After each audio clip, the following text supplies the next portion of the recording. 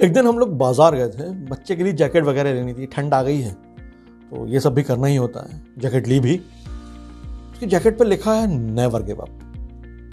फिर दूसरे दिन एक और लड़के की टी शर्ट पर लिखा देखा यार नेवर गिव अप। लगातार 2 दिन तक नेवर गिव अप। स्लोगन मुझे पता है, अच्छा भी लगता है, नो डाउट। दूसरी बार देखा तो लगा यार सही है यार, कभी हार नहीं माननी, यानी नेवर गिव अप।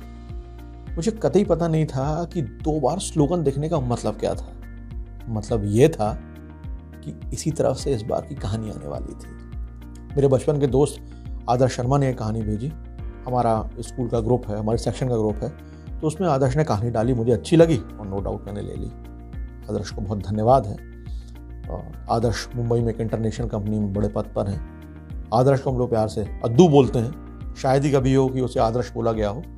अद्दू हाल ही में भोपाल आया था, उसे किसी फंक्शन में जाना था, घर पर भी आया था। कमाल देखिए, वो जिस होटल में रुका था वो मेरे घर के ही सामने थी। अद्दू आज भी जस के तस है, जैसे हम लोग 6th क्लास में थे वैसा ही है। घर पर उसी अंदाज से बात की जैसे बचपन में करते थे। और मजेदार तो ये रहा, मेरा बेटा जो अभी 7 साल का है, भले ही हमारी बात को समझ नहीं पा रहा था, हम लोग तमाम मिमिक्री कर रहे थे स्कूल के ज़माने की चीज़ें, और उसको भी मज़ा आ रहा था। गजब। नमस्कार दोस्तों, मैं अतुल हूँ। आज शनिवार है और अब तो लगता है कि शनिवार आता ही इसलिए है कि आपको कहानी सुनानी है। तो अद्दू भाई वाली कहानी कंटिन्यू करते हैं। कहानी का नाम है ये बांस भी कुछ सिखाता है। एक बिजनेसमैन था, उसका बिजनेस पूरी तरह से डूब गया था। बिजनेसमैन पूरी तरह नाउम्मीद, निराश हो गया था। वो अपनी जिंदगी से बुरी तरह थक चुका था। एक दिन परेशान होकर वो जंगल में गया और काफी देर अकेले बैठा रहा। ना कोई बात ना चीत, ऑब्वियस बात, जंगल में क्या ही होगा, बिल्कुल निराश, हताश। और कुछ सोचकर सिर उठाकर भगवान से बोला, मैं हार चुका हूं, मुझे कोई वजह बताइए कि मैं क्यों ना हताश हूं। मेरा सब खत्म हो चुका है, मैं क्यों ना फ्रस्ट्रेट हूं। हे ईश्वर, हो सके तो मेरी मदद कीजिए। ईश्वर ने उसकी सुन ली थी और भगवान का जवाब आता है। जंगल में घास और बांस के पेड़ को देखो, यानी घास को देखो और कहीं दिख रहा है तो तुम्हें बांस का पेड़ देखो।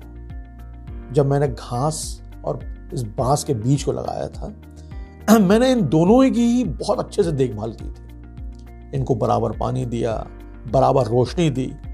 घास बहुत जल्दी बड़ी होने लगी और उसने धरती को बिल्कुल एकदम हरा भरा कर दिया कुछ दिनों में। लेकिन बांस का बीज बड़ा नहीं हुआ था। लेकिन मैंने बांस के लिए हिम्मत नहीं हारी। दूसरे साल घास और घनी हो गई, उस पर घनी झाड़ियां भी आने लगी, मतलब एकदम जंगल सा बन गया घास का। लेकिन बांस के बीज में कोई ग्रोथ नहीं हुई, कोई वृद्धि नहीं हुई। लेकिन फिर भी मैंने बांस के बीज के लिए हिम्मत नहीं हारी। तीसरे साल भी बांस के बीज में कोई वृद्धि नहीं होती है, लेकिन मैंने फिर भी हिम्मत नहीं हारी। चौथे साल भी बांस का बीज, यानी कोई ऐसा कुछ नहीं दिखा मुझे कि कुछ अच्छा हो, कोई वृद्धि नहीं हुई थी। लेकिन फिर भी मैं लगा रहा। 5 साल बाद उस बांस के बीज में से एक छोटा सा पौधा अंकुरित हुआ। घास की तुलना में ये पौधा बहुत छोटा था, कमजोर था। लेकिन केवल 6 महीने बाद छोटा सा पौधा 20 फीट लंबा हो गया। मैंने इस बांस को बढ़ाने के लिए 5 साल का समय लगाया। लेकिन इन 5 साल में इस बांस की जड़ इतनी मजबूत हो गई कि 20 फीट के ऊंचे बांस को वो आराम से संभाल सके। जब भी तुम्हें जिंदगी में संघर्ष करना पड़े तो समझ लेना कि तुम्हारी जड़ मजबूत हो रही है, रूट्स मजबूत हो रही हैं। तुम्हारा संघर्ष तुम्हें मजबूत बना रहा है ताकि आप आने वाले कल को और बेहतरीन बना सको।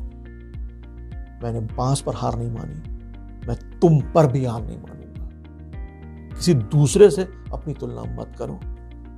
घास और बांस दोनों के बड़े होने का वक्त अलग अलग है, दोनों का उद्देश्य अलग है।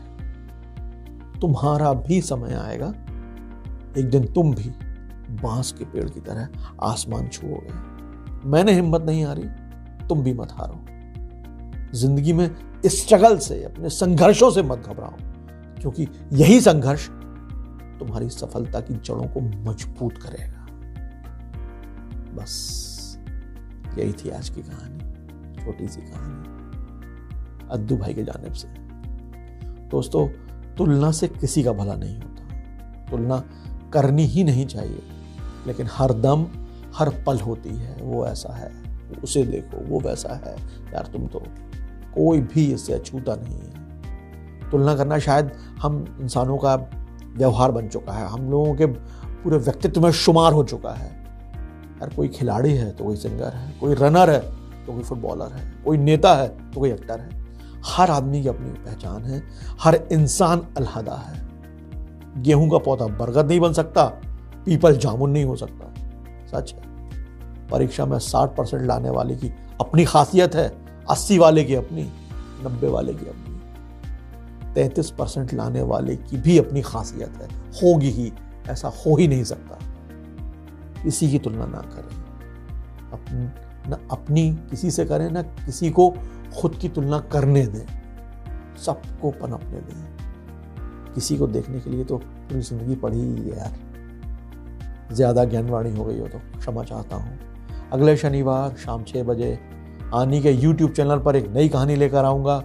तब तक स्वस्थ रहिए, खुश रहिए, अपनों के साथ रहिए और सुनते रहिए मुझे यानी अतुल। कहानियाँ अच्छी लगती हूँ तो हमारा YouTube चैनल भी ज़रूर सब्सक्राइब कीजिएगा और अपनों से भी करवाइएगा। जय हिंद।